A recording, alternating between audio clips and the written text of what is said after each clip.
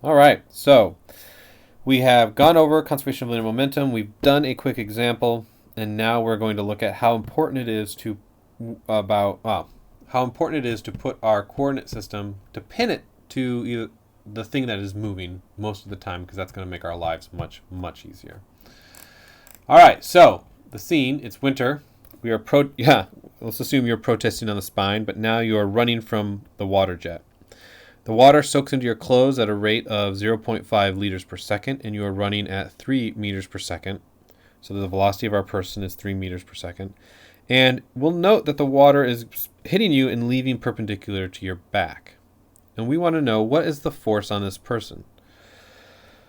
So again, we're relating velocities, forces, and areas. We only have one model that's capable of relating all those things, and that is conservation of linear momentum. And let's write it out here. Conservation of linear momentum says that the sum of all the forces is equal to d dt, the integral over a control volume of rho v xyz dv, plus integral over control surface of rho v xyz times w dot n hat dA. Great. So we have a choice. Like I said, we can pin XYZ to the ground or to the protester. The hard way is to pin it to the ground. We're going to do it on the protester first. So the first thing you do is choose a direction and draw a control volume. Draw a control volume and coordinate system. So let's draw our control volume. We're going to do it like we normally do, where we draw the surfaces perpendicular to the jets that are entering and leaving.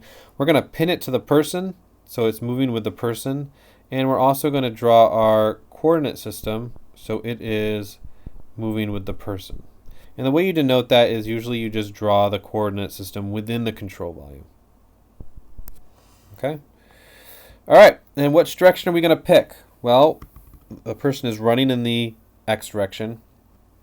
The velocity of the jet initially is in the x direction, so I'm going to pick the x direction for our system. Now we're going to write out our assumptions. We are going to assume, I'm going to let you guys try to write this out before I do. Go ahead, pause the video, write down the assumptions. You basically have to choose amongst three assumptions. Is it steady state? Is density a constant? And is it uniform flow? All right, so we're going to start with the easy one. Density is equal to a constant. B, we're going to assume uniform flow. Now, we can talk about the validity of that assumption later, but and C, that's it. It's not steady state. And the reason it's not steady state is because water is soaking into our clothes, and we're not certain. Things are accumulating, right? Things are accumulating, mass is accumulating in our control volume, so we cannot assume that it is steady state. So now we have to simplify our equation, okay?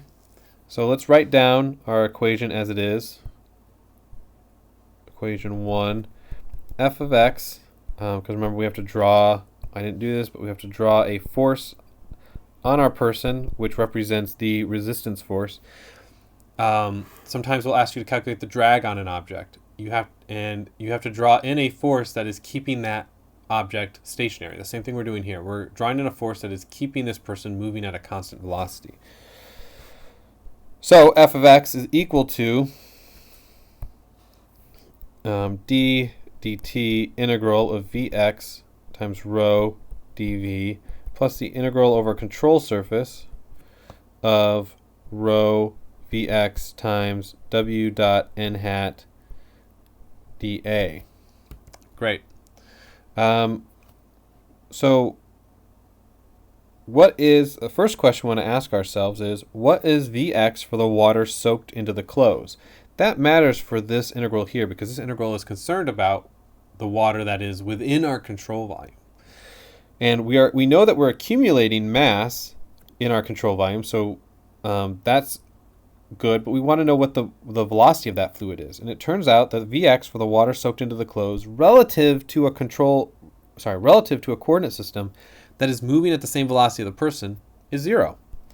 So Vx is equal to 0 inside CV, right? That allows us to basically say that this whole integral is 0 here, right? Which is great. So what is now Vx for the jet entering the CV? Well, now we have to do a little bit of math. Our CV and our coordinate system are moving with a velocity of 3 meters per second. Our jet was initially traveling at 22 meters per second. By the way, this value for the velocity of the jet and Q of the jet is straight off of advertisements for water jet cannon vehicles that are sold to police forces. So this is accurate. Yeah, so our V-jet is 22 meters per second. So Vx for jet entering the CV is actually going to be Vx is equal to V-jet minus V we'll call it coordinate system, which is really just the same as V person, right? So it's V-jet minus V person. What is Vx for the jets leaving the CV? Well, these jets are leaving perpendicular to the person and presumably leaving at the same velocity as that person in the x direction. And so their Vx is going to be 0 relative to the person, relative to our coordinate system. So Vx is equal to 0 for those cases. And what is W dot n hat times A jet? Well, this whole thing here, W dot n hat times A jet, is just equal to Q jet, right? In this case, though, our Q jet is going to be a little bit different than what we thought it was before. So our area of our jet doesn't change. Let's calculate what that area is. A jet is equal to Q jet over V jet, which is equal to 0.015 meters cubed per second divided by 22 meters per second. So our A jet is equal to 6.818 times 10 to the negative fourth meters squared. We know that our V-jet for entering our CV is now, our Vx is equal to V-jet minus Vp. Our W is going to be the same. So our new Q-jet, our Q-jet enter, if you will, is equal to W dot n hat, which is just equal to negative V-jet minus Vp times A-jet. Right? And we know A-jet, we know V-jet minus Vp, and we can plug those in. And so we get that our Q-jet is equal to 0.013 meters cubed per second, or 13 liters per second. Cool. Now that we figured out all of this hard part, right? We figured out all these velocities. Solving this problem is actually quite straightforward. So if we write out 1 to 2, we get F. Oops, not sum. We get F is equal to rho times. Now we do our velocity, which is our Vx, which is just our V-jet minus Vp, times our W dot n hat times A-jet, but we already know that that's equal to negative 13 liters per second, so this is just negative negative Q-jet enter. And then we only have to worry then about this is entrance 1, 2, and 3. Which entrances 2 and 3, but both 2 and 3 then are equal to plus rho times 0, because remember Vx is 0, times Q jet enter divided by 2. And it's positive in this case because it's leaving. When we have 2 of those, so we multiply that by 2 because we have an entrance or 2 exits. But again, it's multiplied by 0, so none of that matters. And so we find out that our force is actually equal to, in this case, negative 247 newtons. So it's less, and the reason it's less is because the person is running away, right? The person is running away.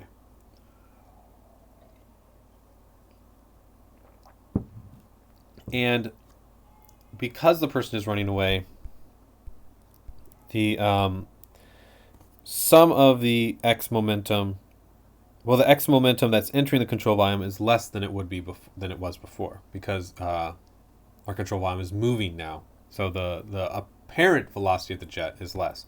And this makes total sense. If the person was running at 22 meters per second, the velocity of the jet relative to our person would be 0, and they wouldn't feel a thing, right? They just see these droplets moving at the same speed that they were. Okay, now let's do it the hard way with our XYZ is pinned to the ground. So let's draw our control volume again. But let's put our XYZ over here. And we're going to write out our assumptions again. They're the same as before. Density is equal to a constant. Uniform flow.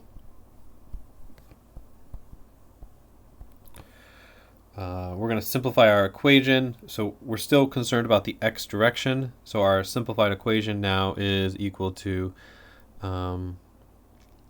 F is equal, because we've got to draw a force on this person, which is the force that they are using to stay at the same velocity. Because if there's a force on them, they'd be accelerating, right? F is equal to ma. But if your sum of your force is equal to 0, then your acceleration is equal to 0. So what we want to figure out is what the force that this person is applying to keep themselves in the same direction. Same speed, sorry. And that's going to be equal to d dt integral of rho vx dv plus integral over control volume of rho vx w dot n hat dA. So now, again, we have a bunch of stuff we have to figure out. What is Vx within our control volume? What is Vx at our control volume surface? And what is W dot n hat dA? So let's do it first. What is Vx for the water soaked into the clothes? Well, now it's not 0, because now the water measured relative to our coordinate system, which is over here sitting on the ground, is moving with a velocity v person. So Vx here is equal to v person. What is Vx for the jet entering the control volume? Well, now, again, Vx is equal to v jet. And what is Vx for the jets leaving the control volume? Well, in that case, they're leaving with a velocity v person in the x direction, but a v jet in the y direction. So actually they are Vx is equal to v person. And what is W dot n hat times a jet? Well, in this case, again, it's the same as it was before, because remember, W is the velocity relative to the control volume, and the control volume is moving with the person. Okay?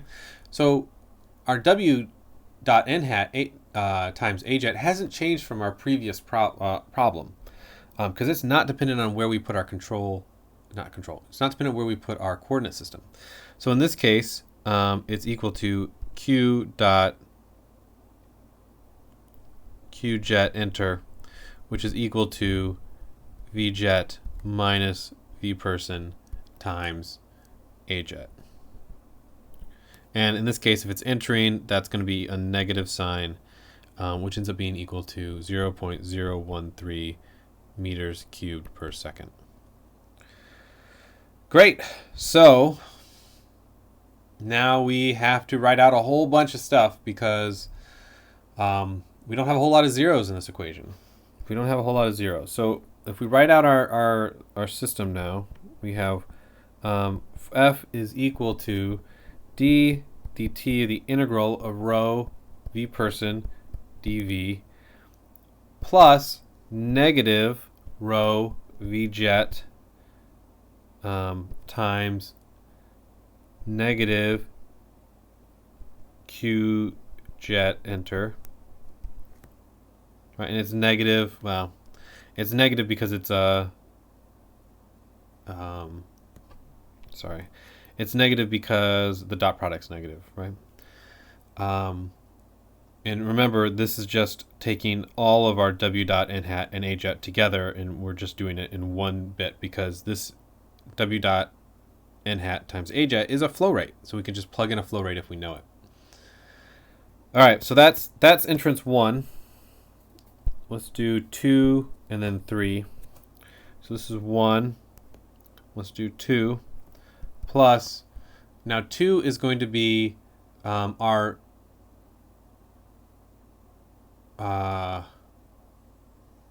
velocity now in the x direction is going to be equal to v person. That's multiplied by our rho. And our flow rate is our, and I'm just going to call it QJE for now. QJE minus our Q soak. Right? Because some of that water is not leaving the sides. Some of it is staying on the person. And right now we're worried just about how much momentum is leaving our control volume. So our flow rate has changed. Our w dot n hat times a jet has changed, and that's what it's changed by. And then for our surface 3, we have the same thing. Vp times rho times QJE minus Q soak. All right, so that's a lot of different stuff. Let's simplify this a little bit again. 1 to 2. F is equal to, we still have this integral that we need to take care of. And really, though, if we rewrite this, the velocity of our fluid within our control volume is assumed to be a constant, right? It's soaked into the jacket. So it's assumed not to be moving, basically, relative to the person. Relative to our control volume, relative to our coordinate system, it's still moving at a velocity v person. So we can take that out of our integral, and it's not changing with time, so we can take it out of our derivative too. Same with our density. We can have density times v person times d dt, and the integral of a volume is just the volume, so it's a change in volume with time. A change in volume with time is a flow rate, right? And we already know the amount of volume that is soaking in per unit time. So this is just Q soak. And now we can add that here, so we can say this is equal to our, well, we can add on all of our surface integral components, which is minus rho v jet times QJE plus rho v person 2 times Q rho v person QJE minus Q soak. Great. Oh, sorry. These were divided by 2 because it's leaving. It's splitting in 2 and then leaving, and then so we don't need the 2 here when we combine them. It just becomes the normal. All right. So now when we solve for this, we get F, and you can plug in all the numbers yourself, is equal to negative 247 newtons, which is the same thing we got before. And what tells us is that our person is feeling a force of 247 newtons in the positive direction and has to exert a force of 247 newtons in the negative direction in order to maintain their velocity. So let's talk about a few lessons here. We've learned, 1, that not only is CV choice important, but so is XYZ.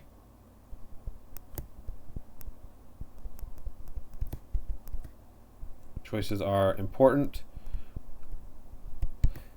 and so are X, Y, and Z.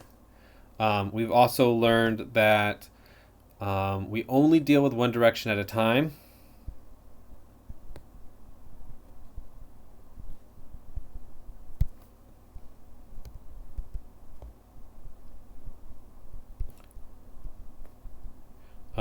Sometimes you have to take into account both, like, for example, the x and y directions when you're solving a problem, but you only deal with them one at a time. And this matters for our force and our Vxyz. And 3, the hard part about these equations is knowing how to simplify them, right? You have to understand what each part means, and so you have to understand what each part means, because you can't memorize all the possible ways that we could ask problems for this section. If we go back and look at our review, I was able to ask you 5 different types of problems for conservation of mass. Honestly, I could probably up that to 7 if I really thought about it. And now we've added a whole nother way of adding complexity to these problems. So imagine you have 7 times at least 2 or 3 different ways of complicating this, maybe even 4. So we're talking about, what, 21 to 28 different types of problems, all which could look different. So you can't practice to death every type of problem for conservation of linear momentum, right? You have to understand what each component means. And so you have to, then you can be flexible, right? And that's the whole goal anyway, right? Is to actually understand how these things mean, what these things mean, and not to memorize them. Because if you do that, it very quickly leaves your mind and you don't have it. Great. All right. I'll scroll back down to the lessons learned and then end the video.